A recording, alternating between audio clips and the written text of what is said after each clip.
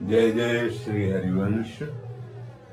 आप सबको सावधानी के लिए निवेदन करते हैं कि जब जब कहीं भी भक्ति का रंग छाता है तो माया उस रंग में विक्षेप करने की चेष्टा करती। विक्षेप तो नहीं कर सकती, व्यवधान तो नहीं कर सकती, इतनी सामर्थ्य नहीं, पर भावुक जनों के मार्ग में विक्षेप डालने का प्रयास करती है। जब भक्तों का भक्ति वैभव प्रकाशित होता है, नाम कीर्तन, गुण लीला गायन, और बहुत से पिपासुजन वहां शरणागत होकर भक्ति रस का आनंद लेते हैं, तो ये बलवती माया उनकी श्रद्धा पर विघ्न डालने के लिए नाना रूप धारण करती है। जो व्यक्तियों के हृदय में ईर्ष्या रूप बन करके कि कैसे इन भक्तों को परास्त किया जाए, कैसे इन भक्तों का यश नष्ट किया जाए, कैसे इन भक्तों के पास लोगों का आना बंद हो, कैसे लोगों के हृदय में इनकी प्रति अश्रद्धा हो, ऐसी चेष्टाएं माया लोगों के हृदय में बैठकर द्वेष भाव करके करवाने लगती है। चाहे आप कबीरदास जी का प्रसंग देखिए,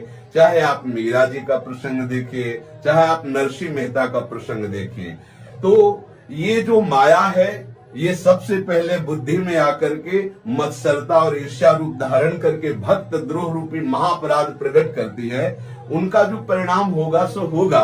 अपने लोगों को अपने श्रद्धा और विश्वास को दृढ़ रखना है। ऐसे लोगों के द्वारा किए हुए प्रचार प्रसार या गंदी भावनाएं या ऐसे लोगों के द्वारा जो दोष दृष्टि करके वर्णन की गई बातें हैं, उन पर ध्यान नहीं देना है, क्योंकि उनका ध्यान हमें अपने भक्ति में आकर्षित करना है, ना कि उनके द्वारा दिए गए मायाकृत दोषों को अपने ध्यान में रखकर भक्ति का मार्ग बाधित करना है। ये कलिकाल है, ये ऐसा रचना रचेगा, ये ऐसा प्रचार प्रसार करवाएगा कि भक्ति का ह्रास हो, भक्ति रहित हृदय हो और व्यभिचार, पाखंड, नाटक इसकी बढ़ोतरी हो। इसलिए सबसे प्रार्थना है कि ऐसे लोगों की भावनाओं का किंचन मात्र ना श्रवण करें, ना मन में विचार करें, ना आदर करें, क्योंकि ऐसी भावनाओं से सतमार्ग नष्ट होता है। स्वयं तो सतमार्ग में चल नहीं सकते, पर सतमार्ग में चलने वालों के प्रति ये नाना प्रकार की कटु व्यवहार, प्रतिकूलता का व्यवहार, दोष दृष्टि का व्यवहार करते हैं और ऐसी बातें और ऐसी रचना करते हैं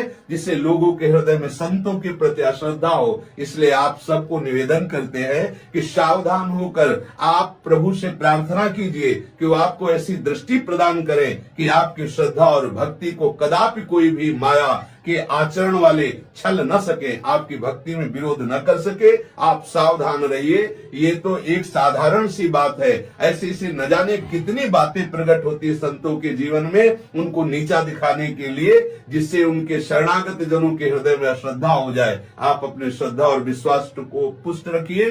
श्री जी सदैव आपकी सहायता करेंगे। श्री हरिवंश।